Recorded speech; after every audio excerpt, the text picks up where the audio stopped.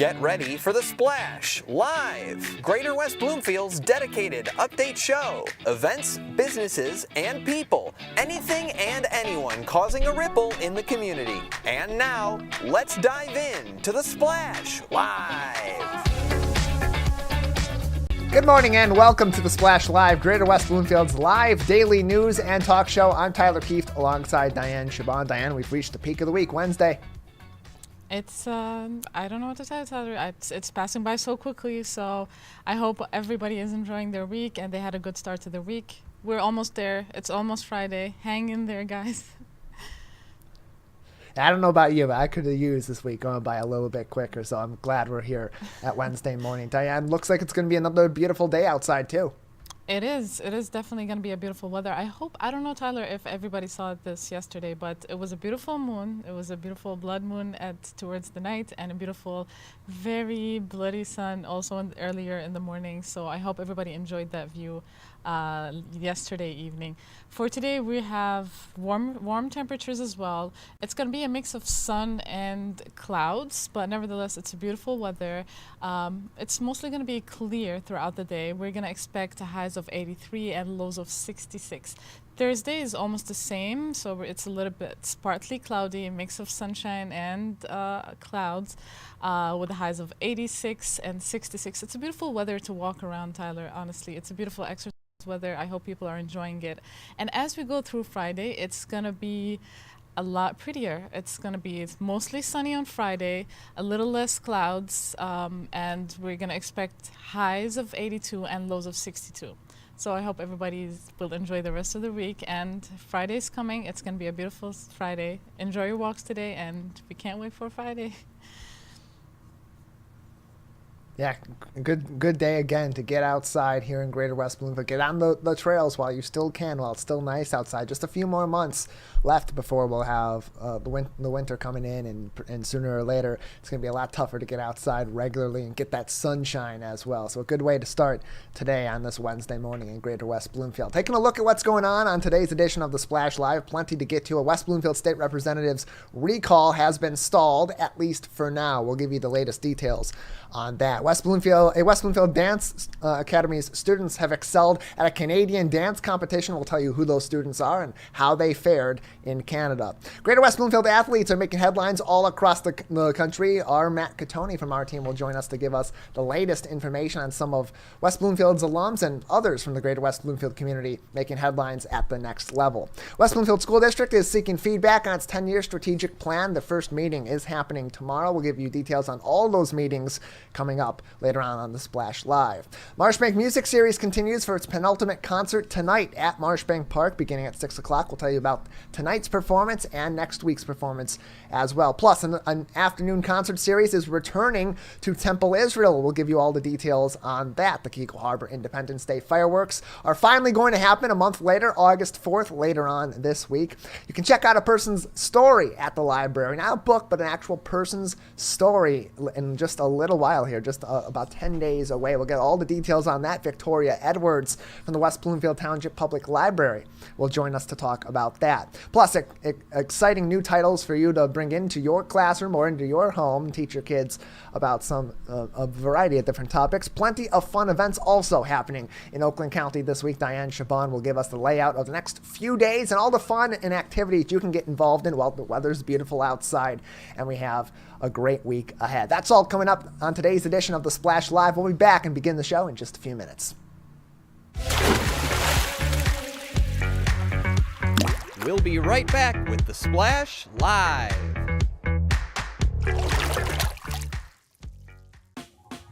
Last week, Brandon met a girl on a dating app. One day after work, he finally found the courage to ask her out. No answer. He started to panic. Was he being too pushy? Maybe it was too... Hey, sorry I didn't respond. I was driving. I would love to go on a date. How does tonight sound? Brandon tried to play it cool, but inside he knew. A girl so smart, so responsible. She must be a keeper. The Marshbank Music Series is still underway, which means there's still time to bring a chair or blanket to enjoy a show on the lawn with your friends and family. Stop by Marshbank Park August 2nd and August 9th between 5:30 and 8:30 p.m. to enjoy WB Park's Marshbank Music Series. Go to wbparks.org for more info. Rock on!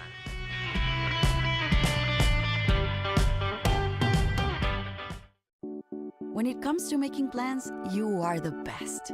What about those barbecues you plan in detail for your family? Or your daughter's first costume party? It was out of this world. The same way you plan each detail for those moments, start planning to protect you and your loved ones from a natural disaster. Sign up for local weather and emergency alerts. Prepare an emergency kit and make a family communications plan. Protecting your family is the best plan you can make. And now, back to The Splash, live. Welcome back to The Splash Live, Greater West Bloomfield's live daily news and talk show. I'm Tyler Kieft alongside Dayan Chaaban. Recently, an effort was made to recall several state representatives across the board, both Republicans and Democrats. That included a state representative in our local area, Representative Noah Arbit, a Democrat from Michigan's 20th District. All but one of those 8 recall efforts statewide was denied yesterday at the Michigan Board of Canvassers meeting, not because they were formally denied by the board, but rather that board ended up, the 4-person board, 2 Democrats, 2 Republicans, ended up in a deadlock tie. That means that the motion, therefore, does not pass at all. Only one of those recall efforts actually moved forward to the next step, where it will go back to the populace to ultimately decide the fate of that one representative's job, and that is Representative Cam Cavett, a Republican from the 106th District. Now, he will face a possibility of being recalled from his position as a state representative with 11,901 signatures. In the case of Representative Noah Arbit, his was one of the 7 cases that ultimately ended up in a deadlock tie and therefore dropped. That's not to say that the effort to recall Representative Arbit or the other 7 whose recall efforts fell at the Board of Canvassers meeting on Tuesday won't continue on. Representative Arbit has said in Facebook posts he expects there would be no surprises if an appeals process was opened to continue that recall effort. On site, the person who filed that petition initially to recall Representative Arbit, Gerald Clixby, was in attendance. He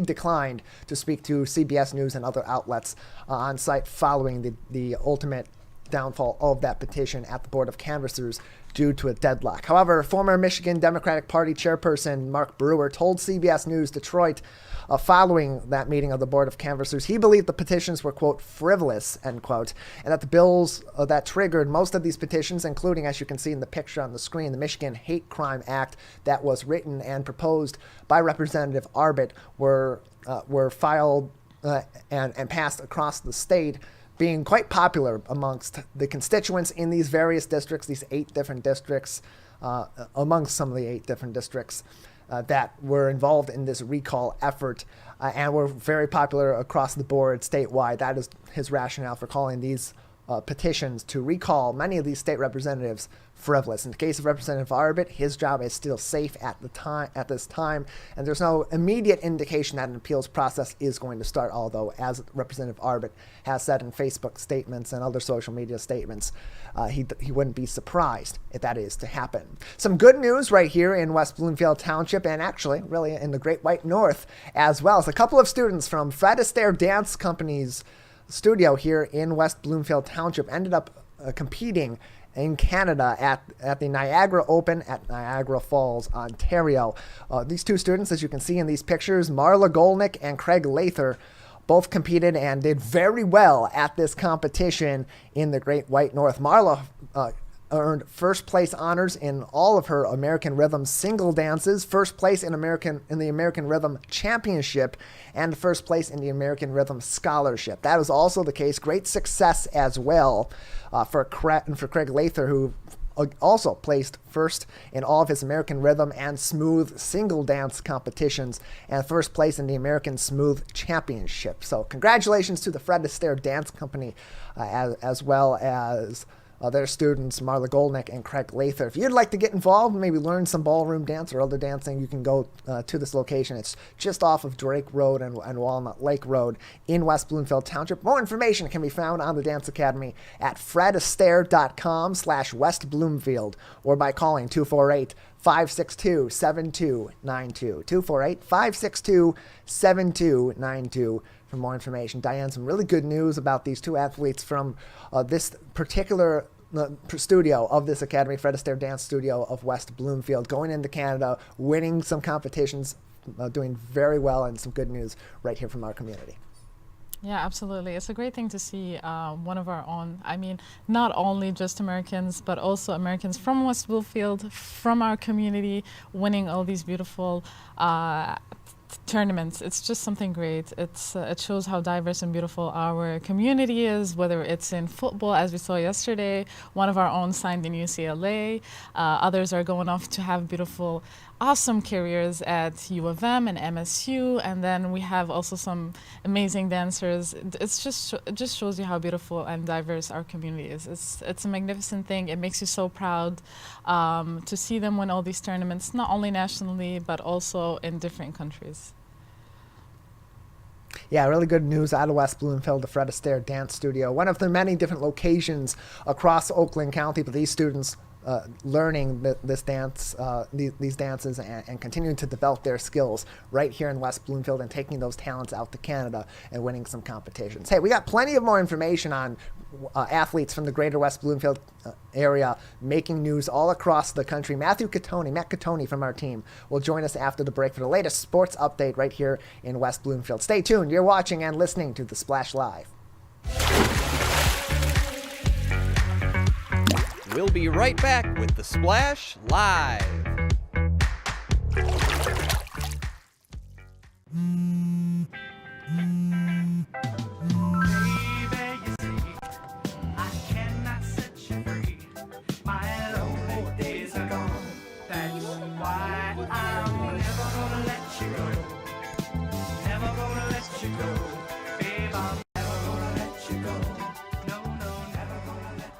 Here you go. Thank you. Thank you.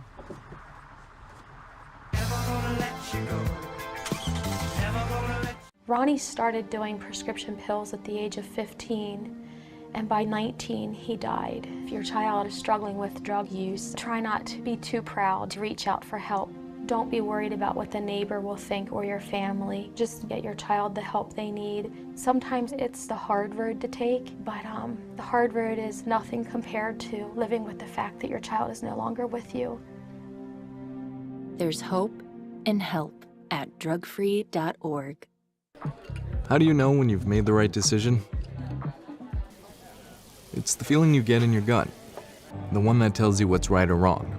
It's the one that says, sure, I can have a drink, or the feeling that says, okay, I've been drinking, now what? It's the voice inside you that says, I'm buzzed, better leave the car when it's time to go. Plan ahead, catch a sober ride. Buzz driving is drunk driving.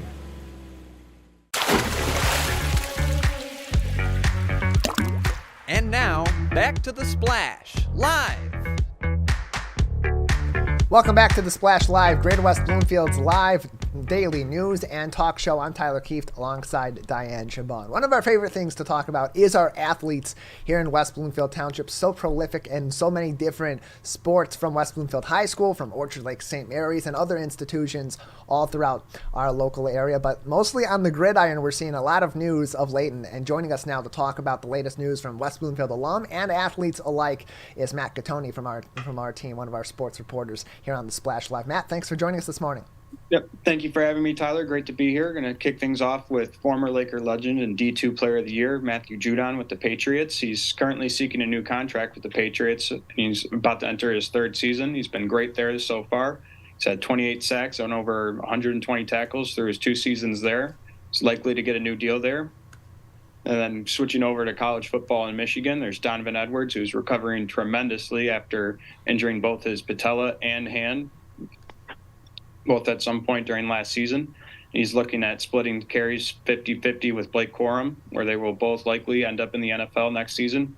with Edwards likely being a top 3 to top 5 running back in his draft class. And keeping it with the Wolverines, there's Tommy Doman, punter from Orchard Lake St. Mary and former top-ranked punter in the state. He will be stepping into Brad Robbins' shoes as punter this year for Michigan, and he will have big shoes to fill, but Harbaugh seems to be confident in him, as he stated just this past week. We haven't seen a leg like this since I've been here at Michigan. And switching over to West Bloomfield Lakers currently, there's Jameer Benjamin, who graduates this upcoming season. He's a 10th ranked player in the state. He had originally committed to Stanford, then Northwestern, but following what's been going on there, he has now flipped to UCLA. And he noted that big reason for him committing to UCLA was the academics and them joining the Big Ten, which will benefit him to an extent with his family being able to visit and see him at away games. Then, of course, there's Brandon Davis Swain, who's the 7th ranked player in the state.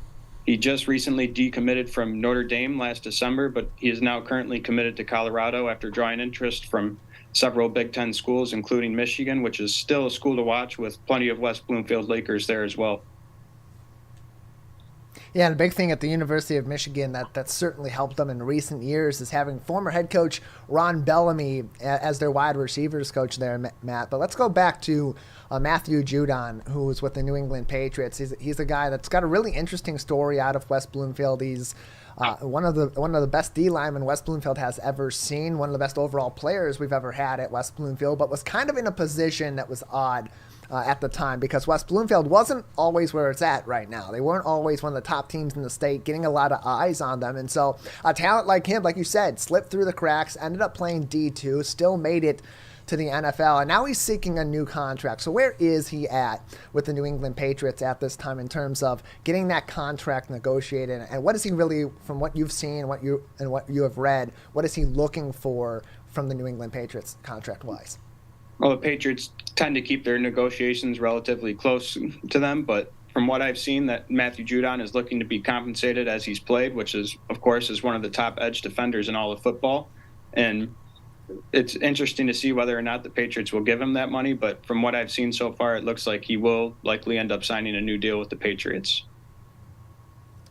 Yeah, loyalty has been something that Matt Judon has been valuing across his football career, staying very close to the West Bloomfield Lakers program after he graduated, while he was at Grand Valley State, and also while he's been in the NFL, both with the Baltimore Ravens and now more recently with the New England Patriots. And in terms of his loyalty to these teams, I mean, that goes all the way back to his high school days as he was being recruited. And really, he had opportunities to play at the D1 level, but he knew he was going to get playing time at the D2 level. It came down to Wayne State and it came down to Grand Valley State. And he stuck with those programs even after getting that success. We see nowadays a lot of these D2 players or 1AA players that get that success, to get into the transfer portal. They move into Division I to better position themselves for the draft. And certainly the New England Patriots do enjoy having players that want to be a Patriot for life and want to be in that environment. And we know he's a really good defensive lineman. We've known that for a number of years. The only D lineman, the only player at West Bloomfield to ever have their football jersey number retired, 99 in the rafters, really all over by the scoreboard at the Swamp at West Bloomfield High School. So check that out the next time you're over at the Swamp. In terms of Donovan Edwards, we know he injured his hand. You mentioned that he's going to be back and he's healthy, and he's saying that he's feeling very good, and there's high praise, of course, from the Michigan football staff in that regard. But what are we expecting from Michigan this year with Donovan Edwards, especially considering, like you said, he's coming back, he's going to be playing alongside Blake Corum, who, for better or for worse, last season with his injury was also a Heisman candidate, a Heisman hopeful near the end of the season. How is that dynamic, you think, going to work? I think it's going to work tremendously. They're both obviously great backs. I think Edwards is the more talented of the two, but it seems like Michigan is determined to keep both of them healthy, so they're going to try and split carries to them to where they can both be there full 100% at the end of the season, and hopefully both perform tremendously against Ohio State like Donovan did last season. Yeah, and I think that this also opens up Michigan's offense to use Donovan Edwards in a more versatile role as well. Look, he's a smaller guy in terms of wide receivers at the collegiate level or at the pro level, but his ball skills, his ability to catch the football, to run routes is excellent, and he could play pretty much every skill position on the field in all three phases. So maybe perhaps this sets up a situation where you have Corum and Edwards on the field more often during the college football season, with Corum being a ball-dominant running back, but Donovan Edwards being a guy that you can have in an option offense. You can shift out into and motion him out into a receiver position, put him in the slot, and he can also be an impact player in that sort. Yeah, scouts are very high on Edwards' receiving ability, and that's likely something that Harbaugh will put on display this season. Yeah, especially with the Michigan Wolverines competing again, hopefully to go 3 for 3 with Big Ten championships. But even beyond that, get into the college football playoff for the third straight year and win a bowl game, something that has been really the only demerit you can really put against Jim Harbaugh in his tenure at the University of Michigan is his bowl performance, 2-7 overall. And if they are to lose another bowl game this year, he would be tied for the worst coaching record in bowl games, with 2-8 overall would be the record at that point in time. Tom Doman from Orchard Lake St. Mary's also going to have a much bigger role with the University of Michigan this year. Just how big of a step is he taking now, taking over for Robbins as the punter?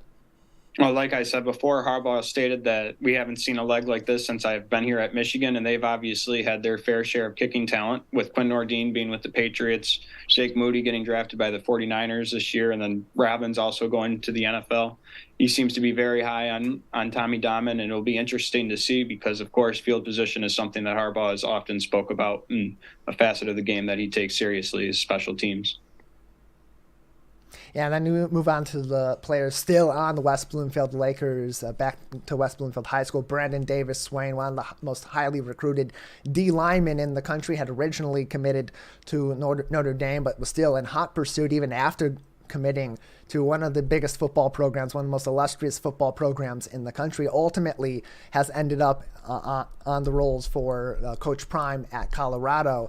And that's also an interesting situation because that's a growing program that's growing rapidly. They're going to be exiting their conference and changing things up, trying to be even more competitive after this season, it looks like. And so Brandon Davis Swain is going into a really up-and-coming situation and has a chance to be a huge impact player after he's going to be this year for the West Bloomfield Lakers, but at the next level too. Yeah.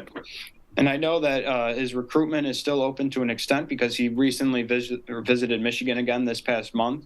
So it should be interesting to see how things develop with him, whether or not he ends up at at Michigan with his fellow Lakers, or if he ends up in Colorado with Coach Prime.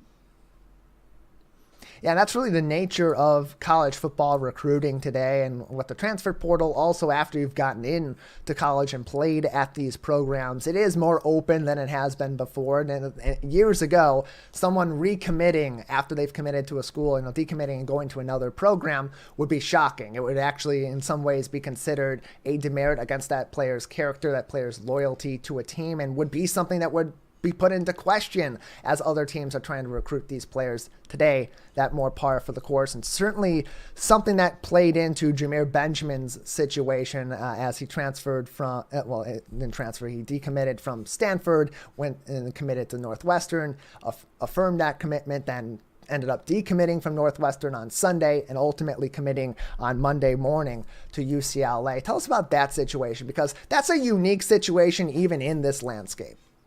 Yeah, similar to Brandon Davis Swain in Michigan, relationship with the coaching staff I saw played a huge role in that. He said when he visited UCLA that he vibed tremendously with the UCLA coaching staff and that everything there just seemed right, and that he loved the campus, he loved the academics. And again, like I said, the relationship with the coaching staff just was a big reason why he committed there, and everything just seemed right. And that's why he ended up committing to UCLA.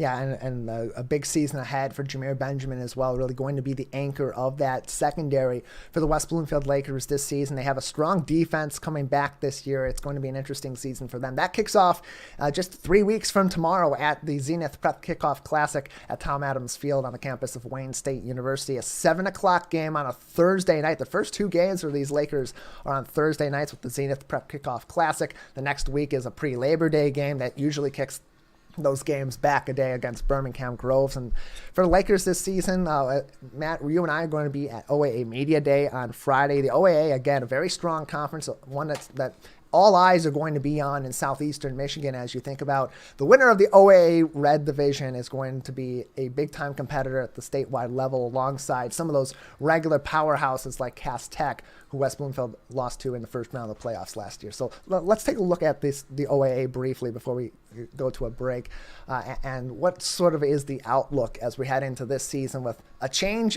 in leadership at West Bloomfield High School, but with all these other teams like Adams and so on still being very competitive in this OAA Red Division.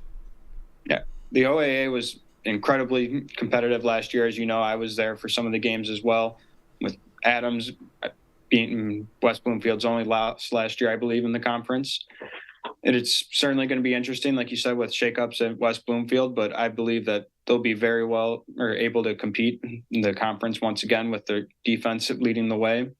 It should definitely be interesting, though, with there being a 3-way tie last year in the standings and it ultimately coming down to tiebreakers for who would take the conference title. But I certainly expect West Bloomfield to be well in the picture again this year. Yeah, it's going to be an interesting year for West Bloomfield, too. A lot of competitive games, but only 3 times they're truly going to be the home team this year, playing at home against Stony Creek, against Rochester Adams, and their penultimate regular season game against Southfield A&T, all going to be at home, but they got a tough road schedule, too. Playing against Chippewa Valley in Week 1, a big test for them, much like playing against Stevenson last year was, and then going on the road to Lake Orion, never an easy environment. Certainly going on the road to Clarkston for that rivalry game, never going to be easy. And Oxford also, I always refer to that as the Big Blue Trap game because they got a great environment. They're always a very well-coached team, and any given year, Oxford can be a team that really competes in this division and can be the team that makes or breaks your season. So very interesting season ahead in OAA football, certainly for West Bloomfield football. Plenty of more news going to be made from West Bloomfield athletes present and alums going forward. Matt, thank you so much for the update. Yep. Thank you for having me, and have a good day, Tyler. We'll see you very soon. Matt Catoni with us, our sports reporter on the Splash Live, giving us the latest update on West Bloomfield athletes making news today at the high school level and at the college level and beyond. We'll take a break on the Splash Live. On the other side, how you can be involved in helping to plan the next 10 years of what's going on in West Bloomfield School District, plus plenty of fun and music in the community this week. We'll give you the latest updates and then talk about a special event coming up at the West Bloomfield Township Public Library. Stay tuned. You're watching and listening to the Splash Live. We'll be right back with the Splash Live.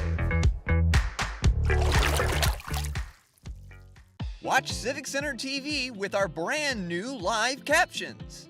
To turn on live captions, go to civiccentertv.com and click Watch Live. In your web browser, click on the Options tab in the top right and find the Accessibilities tab. Then just switch on live captions to heighten your enjoyment of our local programming. Thank you so much for watching Civic Center TV. Wondering what to say to someone who's been sexually assaulted or abused? I believe you. I'm so sorry this happened. It's not your fault. Confidential and anonymous help is available at the Michigan Sexual Assault Hotline. Connect with us 24/7. Call 855-VOICES-4 or text 1-866-238-1454 for help. Learn more at michigan.gov/voices4. And now, back to the Splash Live. The Splash Live, Greater West Bloomfield's live daily news and talk show. I'm Tyler Kieft alongside Dayan Chaaban. You have a chance this weekend going forward several opportunities to have your voice heard in the vision for the next 10 years in the West Bloomfield School District. The West Bloomfield School District's Strategic Visioning Committee and Board of Education are holding a series of meetings, both in-person and virtual, over the next month or so to discuss their 10-year strategic plan for the district. The first of those is happening tomorrow morning, Thursday morning at 10 a.m. at ACS, just going to be an in-person meeting. So if you're not able to attend that, you have 3 other chances going forward to attend, 2 of which are going to be both in-person and virtual, so some hybrid options for you depending on what your schedule is looking like, your availability to go to ACS for these meetings. August 3rd, 10 a.m. at ACS. The next one is going to be next week. That's August 8th. And looking forward to next week. That's going to be on Tuesday. That's both an in-person and a virtual meeting, so you can join via the web, Zoom, Teams, or whatever they may use for that particular meeting. 7 o'clock p.m. It's a little bit more favorable in your schedule. It's after work. It's after the camp day or other activities that tend to happen during the day. That might be the one you want to mark your schedule for. August 8th, Tuesday night next week, 7 o'clock at the ACS building, but also with a virtual option. The same thing goes for August 23rd, except it's at 12 noon. 12 noon on August 23rd at ACS with a virtual option. That is a Wednesday afternoon like today.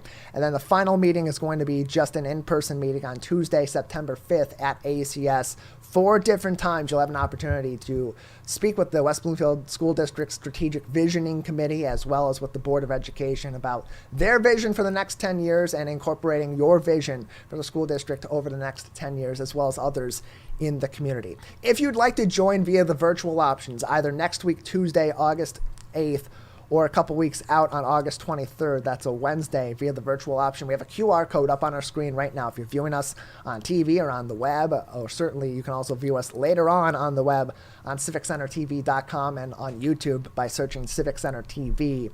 Scan this QR code. That will take you directly to a Facebook post made by the West Bloomfield School District about these particular seminars about the 10-year strategic plan. If you go into the comments section, there's going to be options to sign up for the virtual options for those 2 meetings on the 8th and the 23rd of this month, and they will send you a Zoom link after you fill out that quick form. Otherwise, you can always attend these meetings in person. The first one is coming up tomorrow morning, 10 a.m.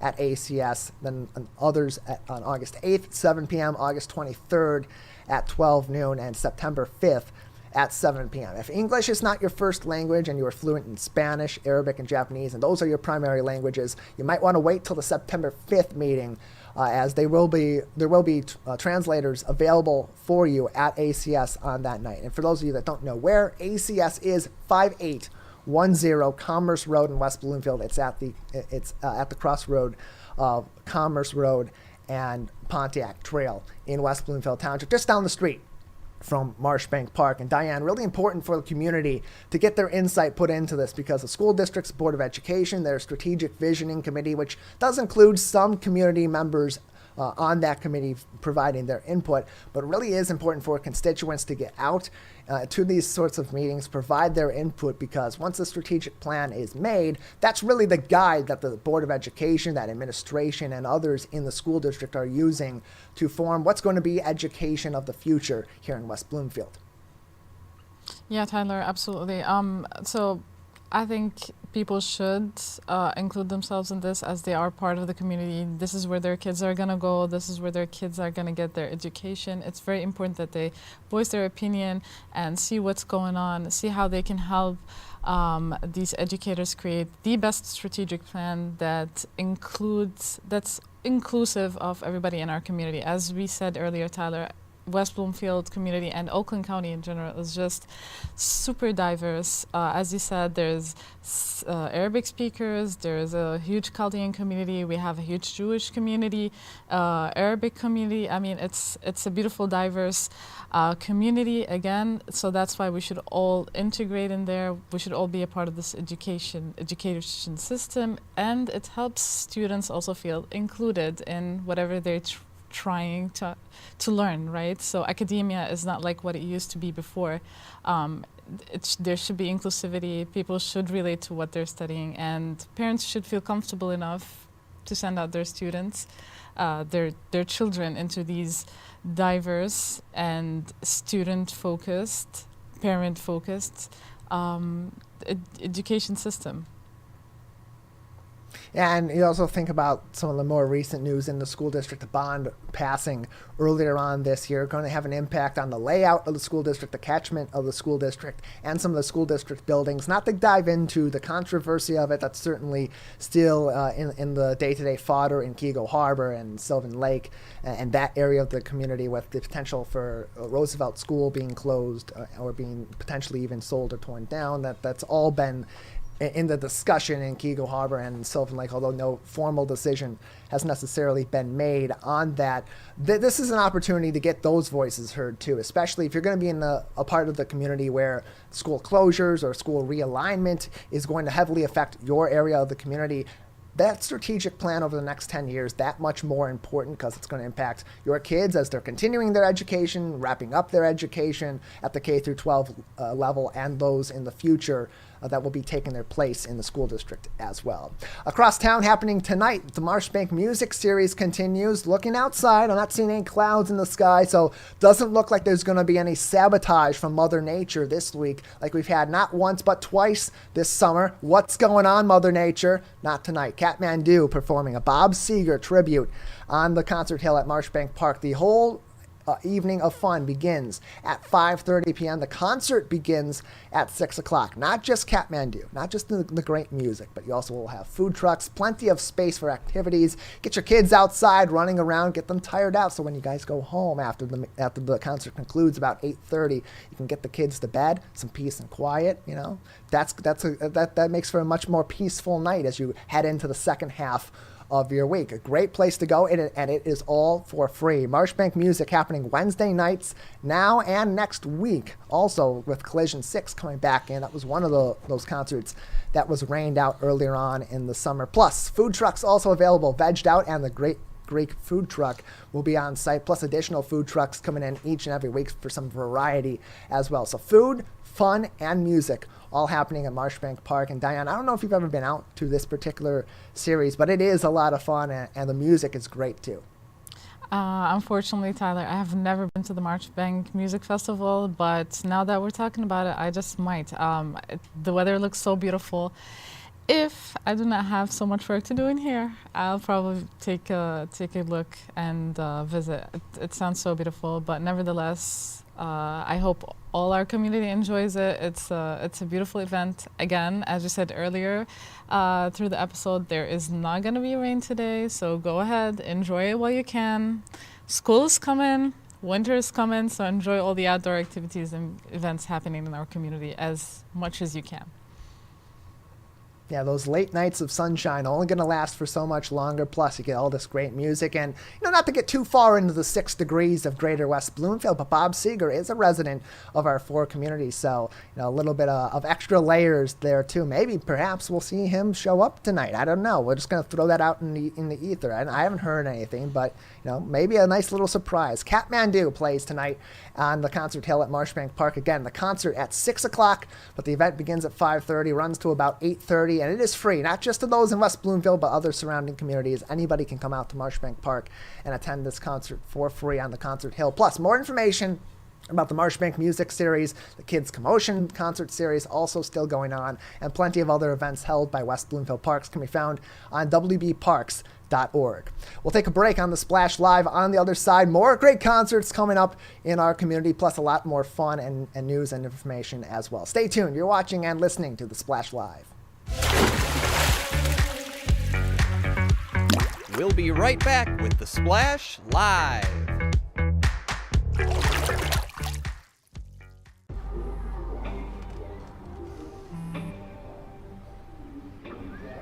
I don't know why you're so sad. You've got a roof over your head. You gotta stop with that depression stuff. That's what white people think. You alright? It just feels like it's coming from everywhere. Do you want to talk about it? You can talk to me if you're feeling sad. Whenever you need to talk, I'm here, okay? Hey guys, it's me, Isabella Gomez, filling in for Smokey Bear because he's got more to say than just... Only you can prevent wildfires. Like, if you're outside enjoying a barbecue, don't let a hamburger distract you from fire safety. Make sure you aren't dumping your hot coals or ashes onto the ground because that could start a wildfire. So take wildfire prevention seriously and let's save the world one day at a time. Juntos con Smokey Bear, podemos hacerlo. Go to smokeybear.com to learn more about wildfire prevention. When I was in foster care, I never knew when I would have to move. So I always had my suitcase ready to go. Then one day I was adopted. My new parents opened their hearts and home to me. My parents cook my favorite breakfast for me every morning. My parents take me on trips I never thought I would go on. They gave me a home and an even better reason to use that suitcase. My parents aren't perfect, but they're perfect for me.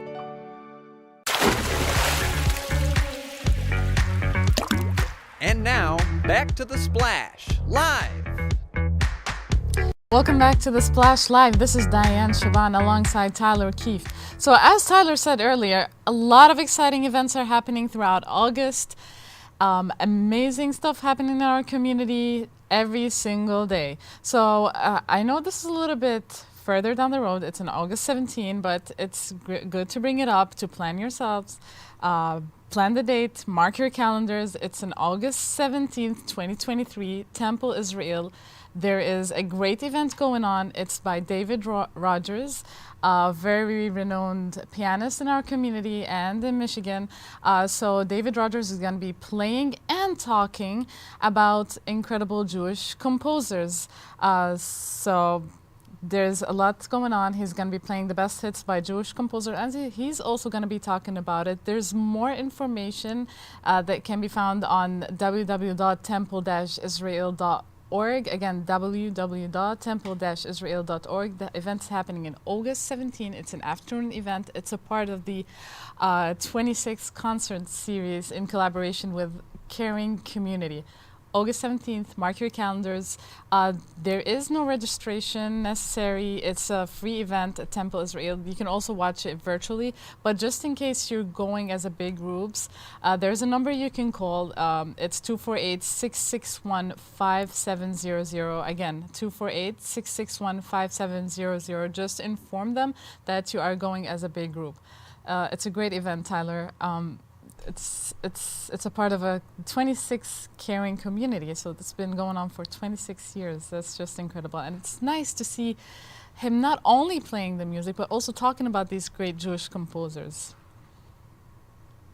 Yeah, and these are concerts that have been going on month to month since April. This is the second to last concert they'll have before they go into the fall, most of the fall season. They're not going to have one in September due to the High Holy Days that will come back again for one final concert for the 2023 calendar year in October before it begins next spring again. They've had a great variety of music. The Bloomfield Hills Jazz Band kicked off the season for them. They had Matthew Ball, who's also known as the Boogie Woogie Kid. And look, I mean, that was my nickname in college. Same thing with Michael Carluccio, the man with 1,000 voices, another one of my nicknames, I guess you could say. And now David Rogers coming in, so some great piano music and plenty of fun for the family, too, to come out and see a nice, peaceful concert in the community on August 17th. So mark your calendars for that. Diane, you also want to mark your calendars for later on this week. If you missed the fireworks on the 4th of July or maybe on Memorial Day, or you just like fireworks, a great place to go see them is this week at the Cass Lake fireworks. That is happening a couple days from now. Friday at dusk on Cass Lake, the Independence Day celebration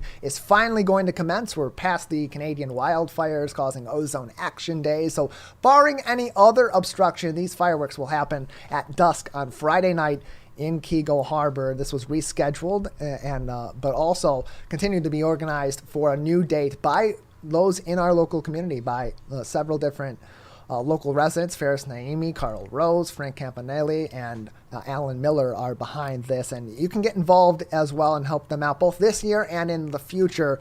Donations are appreciated, and they can be made by either mailing those donations, as you can find online, to 3220 Erie Drive in Orchard Lake, or via Venmo and PayPal. Venmo, it is Cass Lake-Fireworks. That is their handle on Venmo. On PayPal, it's CassLakeFireworksInc@gmail.com. That's also the email you can send a message too. If you'd like to get involved next year in the planning of this and help out these individuals who are doing this independently on Cass Lake and have been doing this for several years, as you know, they didn't really have their own individual Cass Lake fireworks, one of the biggest lakes in Oakland County, and a big celebration. Look, a month late, but hey, look, there's never any bad reason to celebrate your local community and celebrate Keego Harbor and the lakes area, and so that's what they're doing. August 4th, mark your calendars for that. Should be a lot of fun. We'll take a break on the Splash Live. On the other side, a special event coming up very soon at the West Bloomfield Township Public Library. You're not going to check out a book at this event.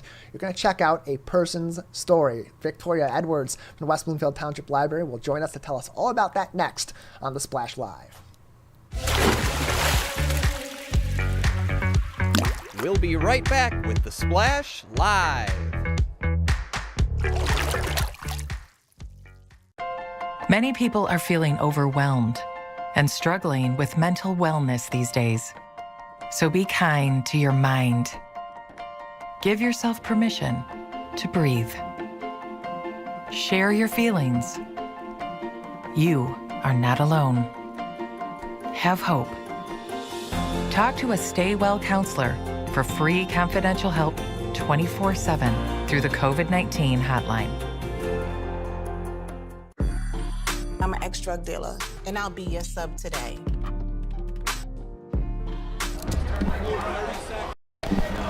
Two milligrams of fentanyl can be lethal. A lethal dose is in here. Who gets it, I won't know. It's cheap, it's potent, and it's profitable. The sad reality is, fentanyl is being mixed into everything now. More kids should know.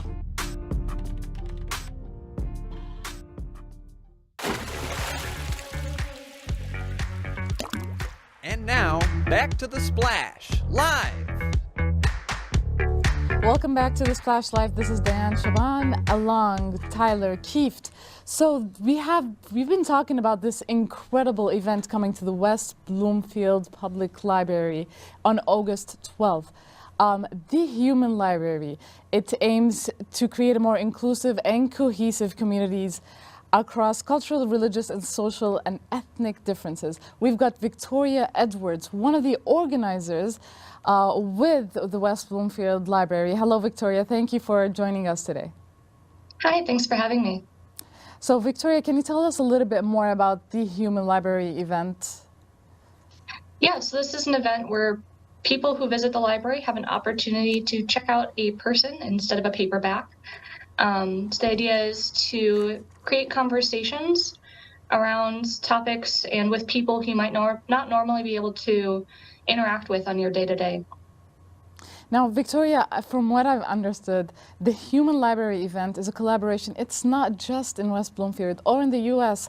It's in 6 continents and in more than 80 countries. So it was an initiative that started in Denmark, as far as I know.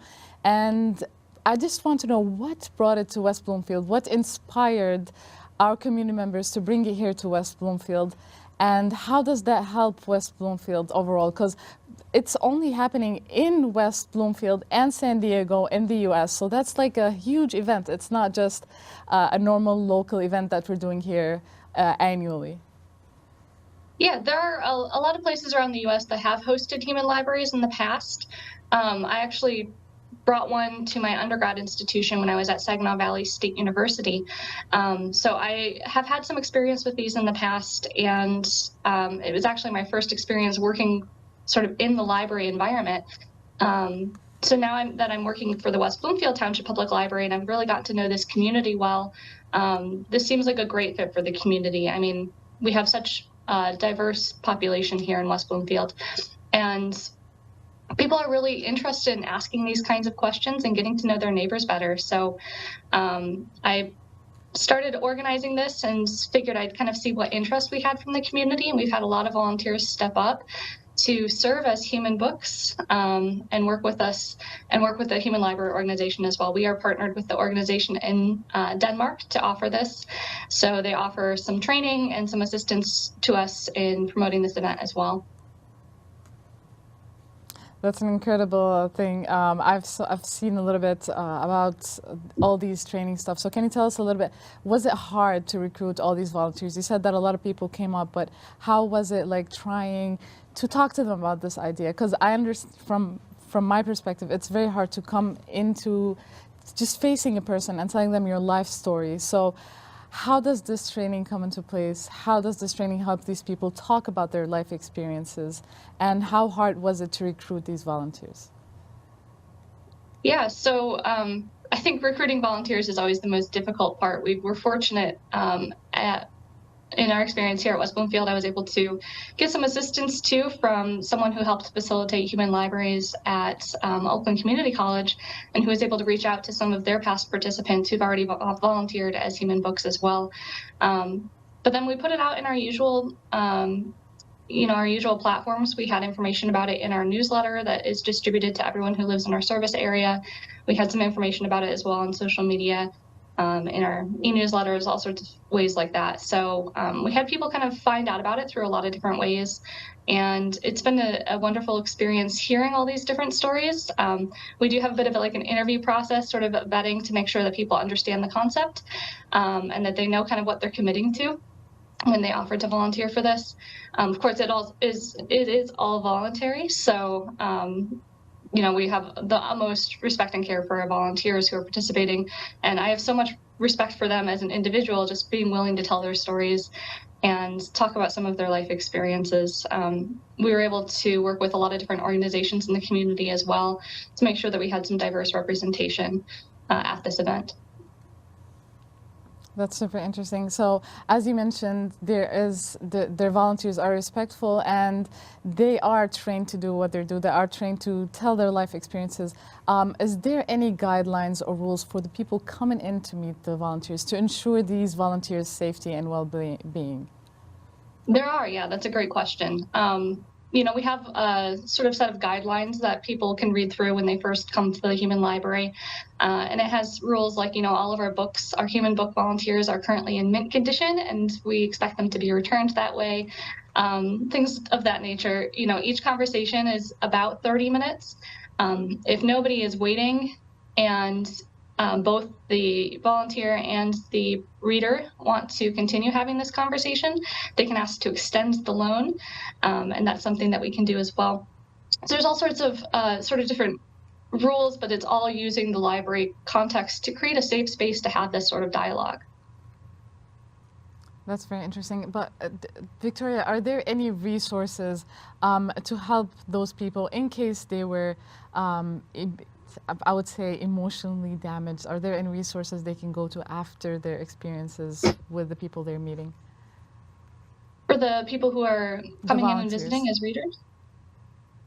For the volunteers, yeah, the goal is for their comfort and safety. We have built-in breaks that they have space where they can go to decompress privately. They're not obligated to continue having these conversations if they start to find them too exhausting. And that's something that we emphasize to them too. They're welcome to go out, take a walk on our trails, just take a break. We've got, some food that we're going to be bringing in too, courtesy of the Friends of the Library. They've offered some assistance to help support these volunteers and help them know that they're welcome and that we're happy that they're sharing their stories. Victoria, you told me a little bit about the volunteers, and you said that they have shared their stories with you before going into the whole experience. So I was wondering, what are some of these experiences? What should people expect, those readers that are going to read those human libraries, those human books with their experiences? What do you expect? Like, what are the expectations of the readers? Yeah, so we have a lot of different titles, as we call them, available, different topics for conversation. The Human Library Organization does ask that we not share any of those titles in advance because of two reasons. First of all, they are volunteers, so they are able to drop at any time, and I don't want anyone to be disappointed if they were really excited about a particular conversation, and then they come and realize that that individual has not been able to come out that day. And then the second reason is just for the safety and well-being of some of these stories as well. Some of them are very personal in nature, and I don't want anyone to be exposed to something that they might not be comfortable with. But we do have a wide diversity of stories available in all sorts of contexts. We have a lot of different religious and ethnic representation in our human library right now, and a lot of people who have different sort of life situations, different things that have happened to them that they want to share their story about to help other people understand what it's like to go through something like that, whether you've been through something similar or whether you haven't been through anything like that at all and you're curious to hear what that story might be like.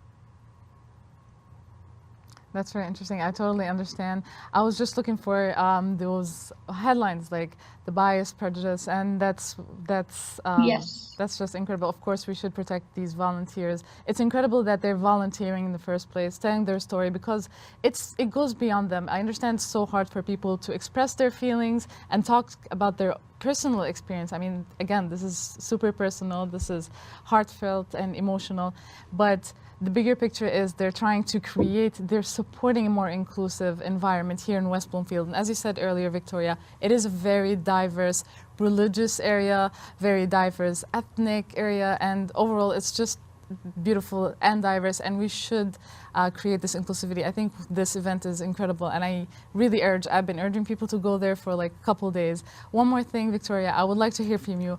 What do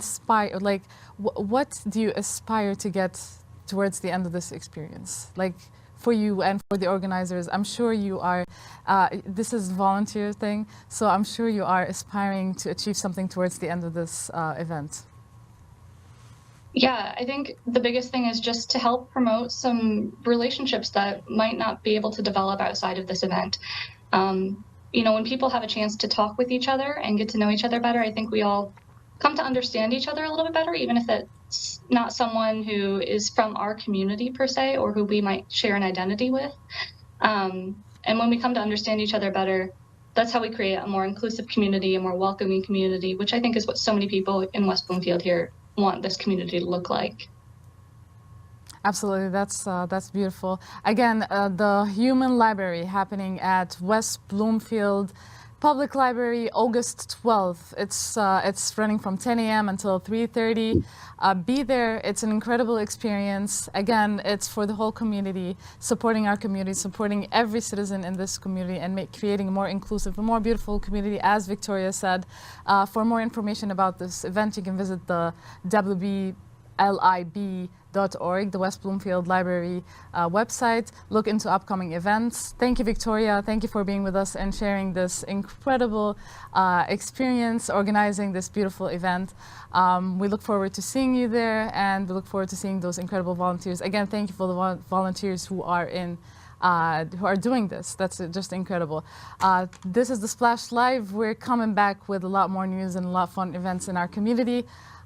We'll be right back.